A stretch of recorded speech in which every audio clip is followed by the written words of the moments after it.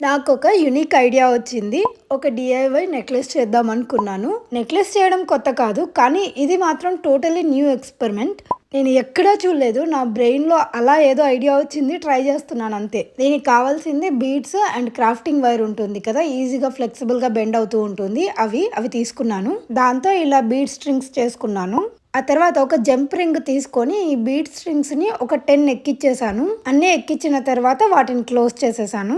నేను 10 తీసుకున్నాను. మీరు జంప్ రింగ్ సైజుని బట్టి ఎన్ని ఎక్కితే అన్ని తీసుకోండి. సో ఇలా ఫామ్ అవుతుంది. ఆ తర్వాత ఇంకొక థిక్ వైర్ తీసుకున్నాను. క్రాఫ్టింగ్ వైరే. నాకు కావాల్సినంత కట్ చేసుకొని దాన్ని ఎడ్జ్ ఉంటుంది కదా, ఇలా ట్విస్ట్ చేసుకున్నాను. ఇప్పుడు అసలు మ్యాటర్ ఏంటంటే ఒక బీడ్ ఎక్కిస్తాను. ఒక క్రాఫ్ట్ బీడ్ స్ట్రింగ్ ఉంది కదా నేను చేసినవి, అవి ఎక్కిస్తున్నాను అనమాట ఒకటొకటి దాంట్లోకి.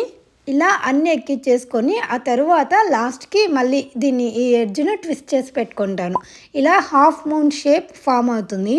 ఇక్కడితో నాకు ఒక ఇయర్ రింగ్ చేయొచ్చు కదా అని ఐడియా వచ్చింది. కానీ ఇట్లా కాదు, ఒక నెక్లెసే చేద్దామని చెప్పేసి స్టార్ట్ చేశాను. ఈ షేప్ నాకు భలే నచ్చింది. ఇంకా జంప్ రింగ్ హెల్ప్‌తో ఇలాగ ఒక 5 చేసేసుకొని మొత్తం అన్నిటిని కనెక్ట్ చేసేసుకున్నాను. దీనికి నా దగ్గర ఒక చైన్ ఉంటే దాన్ని అటాచ్ చేస్తున్నాను. ఫైనల్ లుక్ ఎలా ఉందో మీరే చెప్పాలి. నేను మ్యాచింగ్ శారీ కట్టుకొని ఉంటే ఆర్ వెస్ట్రన్ వేర్ మీద కూడా పర్ఫెక్ట్‌గా సెట్ అయ్యేది అనిపించింది. మరి ఎలా ఉందో మీరే చెప్పాలి. ఈ ఎక్స్పెరిమెంట్ సక్సెస్ అయిందా?